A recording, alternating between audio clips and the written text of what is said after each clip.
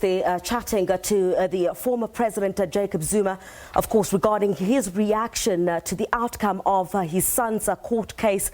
Today, of course, those charges were relating to culpable homicide as well as negligent driving. Duduzane Zuma found not guilty. Joining me now on the line, Ulrich Roux from Ulrich Roux and Associates. Ulrich, thanks for your time this evening. Any surprise from the judgment today? Hi, good evening, Kazala. No, I think it was a sound judgment. I think that the magistrate took all of the relevant factors into account, and most notably finding that Duduzane Zuma's version was reasonably and possibly true, and that is all that is needed to acquit someone. So I think, having summed up the evidence and taken everything into consideration, a good judgment. All right. Clearly from, the testimony that was given, there had not been any evidence to suggest, number one, that Duduzane Zuma was speeding and that he could have foreseen that there would have been an accident due to what the acting chief magistrate now says was the puddle, which the court believes, a puddle of water on the road that led to the vehicle itself aquaplaning, Ulrich.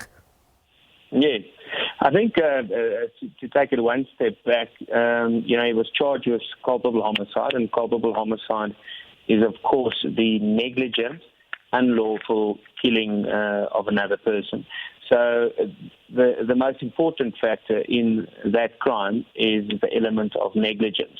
So in other words, if he was to be found guilty, then the magistrate would have had to have found that sufficient evidence was laid to show that he should have been aware of the fact that because it had rained that evening, there was a puddle in the road, there was water which could have led to his vehicle aquaplaning, and that he disregarded that fact and still drove at a speed which led to his car aquaplaning. Thus, he acted in a negligent way, which led to the death of the passenger in the taxi. And the magistrate found that there was no evidence suggesting that. You correctly point out that there was no evidence showing that he had exceeded the speed limit. There was no evidence showing what would have been a reasonable speed for him to have been driving at. And there's no evidence that showed that he could have taken any steps to have avoided his vehicle aquaplaning when it collided with that water that was on the road. And accordingly, it could not have, the magistrate found that it could not have been possible for him to have foreseen that his driving on the road that evening could have led to the death of another person. Yeah, Ulrich, what do you make of the state's case from the very beginning? Because obviously there were quite a number of state witnesses that came to the fore, and the state really tried to bring some of the survivors of that particular crash to paint a picture of the moments after the crash had taken place. I recall one of them had given details about how Phumzile Dube's lifeless body was lying outside the window of the taxi that they were traveling in. So that obviously, with the court taking that into account, still not enough to say that Duduzane Zuma was negligent in this case. But also, there was also an inquest that was held into this that actually found Duduzane Zuma to have been reckless. How do we collate between the two? So just procedurally, if I can explain what happens when a person dies or there is a death, automatically an inquest docket is opened if the exact cause of death cannot be determined on the face of it. So in other words, if one cannot determine that, say a person falls off a cliff and he falls to his death, it is clear that his death was caused by him falling off the cliff.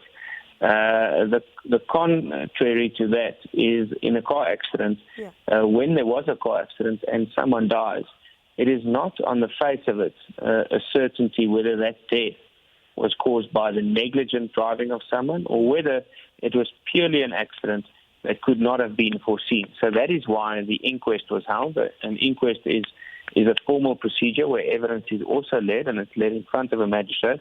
And when that inquest was held, it was found that negligence was prevalent and was present that led to the death of the deceased person. But in a criminal case, the onus of proof is that the state must prove that the death was caused beyond a reasonable doubt by the negligence of the driver of the other vehicle. And that is where the big difference comes in.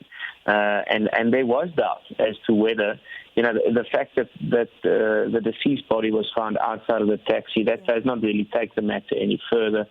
Unless someone could have testified beyond a reasonable doubt that Duduzane Zuma was either busy with something else, which led to him not focusing 100% on the road at the time that he was driving, thus driving negligently, or that he was driving at an excessive speed, and that led to the death of the deceased. It is difficult to prove that case, and that is exactly what the magistrate found today. Ulrich, I'm afraid that's all we have time for tonight. Thank you very much for your time. That was Ulrich Roux, who is the Managing Director of Ulrich Roux and Associates.